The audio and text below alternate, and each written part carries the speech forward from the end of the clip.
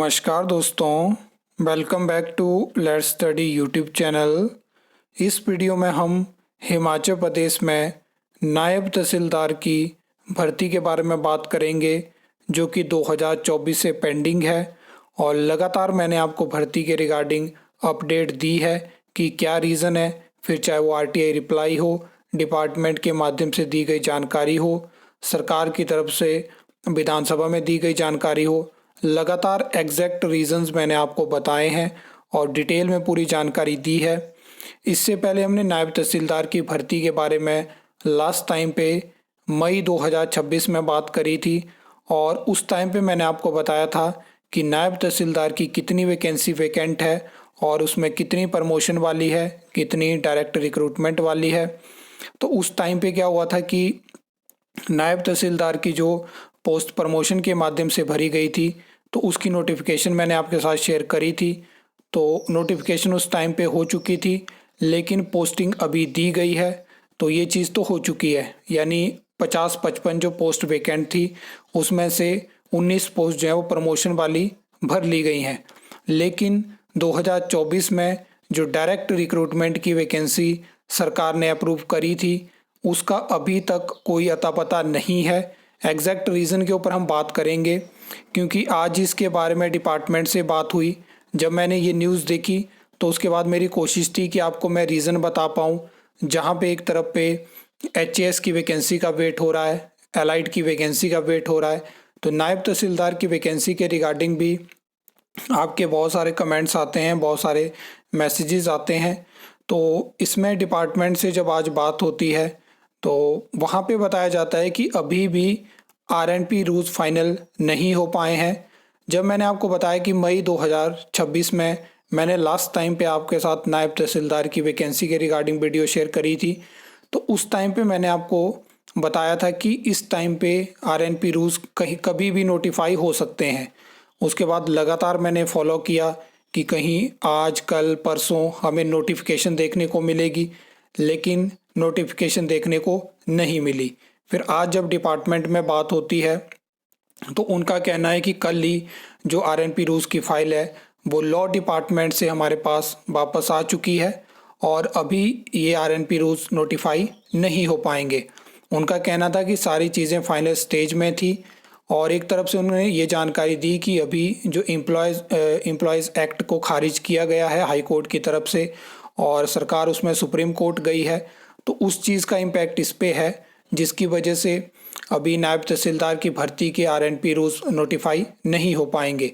लेकिन मेरी समझ से बाहर है, जहाँ पे आप अलग अलग तरह की भर्तियों को जो है वो अप्रूवल दे रहे हैं, चाहे वो क्लास 1 की है, क्लास 2 की है, क्लास 3 की है, लेकिन एक तरफ आपने नायब तहसीलदार की भर्ती को 2024 से रोक के रखा है। पूरा 2024 निकल गया, पूरा 2025 निकल गया, 2026 भी आधा ख़त्म हो चुका है, लेकिन आप नायब तहसीलदार की भर्ती नहीं करना चाहते हो। इसी के तहत फॉरेस्ट डिपार्टमेंट में आरएफओ की भर्ती को ख़त्म किया गया।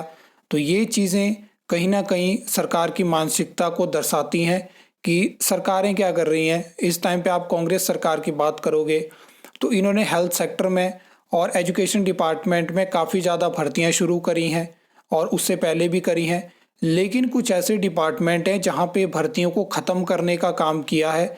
तो ये चीज़ नहीं होनी चाहिए। सरकार को प्रॉपर तरीके से हर एक डिपार्टमेंट, बोर्ड, कॉरपोरेशन को जो है वो जो प्रॉपर स्टाफ उनको ज़रूरत है वो प्रोवाइड करवाना सरकार का काम है। जहाँ पे आपने कुछ दिन पहले देखा पीसीएल में कितनी ज़्यादा शॉर्टेज है स्टाफ की।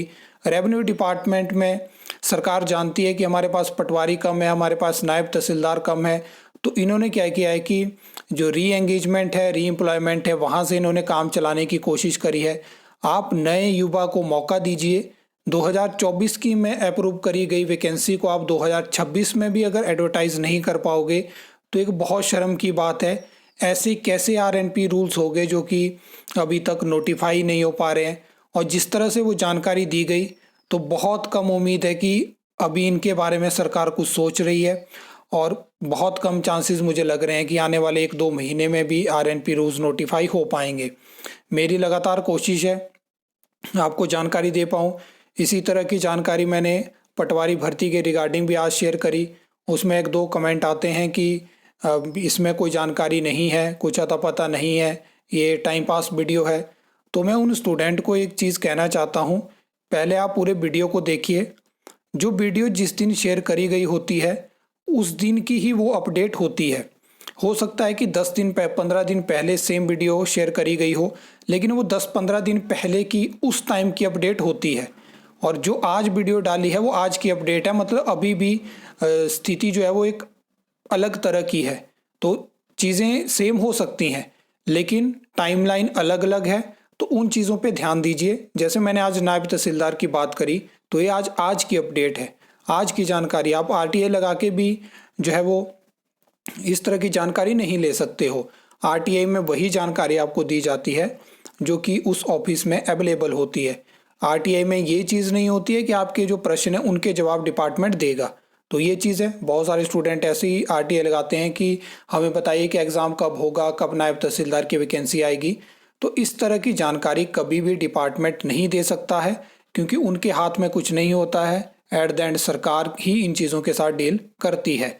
तो जिस तरह से जानकारी दी गई और जो मेरे प्रश्न थे, एक हेल्पलाइन नंबर पे ही इस तरह की जानकारी ली जाती है, क्योंकि वहाँ पे बैठे हुए अधिकारी कर्मचारी भी जानते हैं 2024 से वैकेंसी पेंडिंग है। और जब उनसे रिक्वेस्ट की जाती है कि सर हम वैकेंसी का वेट कर रहे हैं, हम अपनी प्रेपरेशन कर रहे हैं, तो उनको भी कहीं ना कहीं पता होता है कि स्टूडेंट को अगर प्रॉपर जानकारी दे दी जाएगी तो उनको भी आइडिया होगा कि इस एग्ज़ाम की तैयारी करें या वेट करें या क्या चीज़ें करें। तो वो चीज़ है। तो मैंने आपको बता दिया कि नायब तहसीलदार में जो एग्जैक्ट रीज़न है वो यही है कि अभी भी 2024 से जो आरएनपी रूल्स फाइनल होने थे, जो नोटिफाई होने थे, वो नहीं हो पाए हैं। और आने वाले 1-2 महीने में भी कोई चांसेस नहीं है। मुझे तो लगता है कि एचएएस की वैकेंसी आपको नायब तहसीलदार की वैकेंसी से पहले देखने को मिल जाएगी, और इस साल के एंड में आपको एलाइड की वैकेंसी भी देखने को मिल सकती है। बाकी सरकार इस टाइम पे थोड़ा पुश भी कर सकती है नायब तहसीलदार की वैकेंसी को। इनकी कोशिश है कि कुछ भर्तियां जैसे कि एचएएस हो गया या क्लास 1 की कुछ और भर्तियां हैं, उनको इलेक्शन ईयर में लेके जाएं और वहाँ पे उनकी रिक्रूटमेंट करें, ताकि फिर दिखाने को होता है कि हमने रोजगार दिया, ये चीज़ें करी। क्योंकि वोट भी तो पार्टियों को लेने हैं, और इस तरह से ही, चाहे वो बीजेपी है, कांग्रेस है, टारगेट करती हैं। तो ये करंट सिचुएशन है और ये मैंने आपको लेटेस्ट अपडेट दे दी। इसके अलावा आपके पास कोई एडिशनल न्यूज़ है, कोई आपके पास जानकारी है, किसी तरह की और अपडेट आप चाहते हो, तो कमेंट सेक्शन में कमेंट कर सकते हो। आई होप आपको ये वीडियो अच्छी लगी होगी, इन्फॉर्मेटिव लगी होगी। तो वीडियो को लाइक कमेंट शेयर कर सकते हो, चैनल को सब्सक्राइब कर सकते हो फॉर द न्यू अपडेट्स के लिए।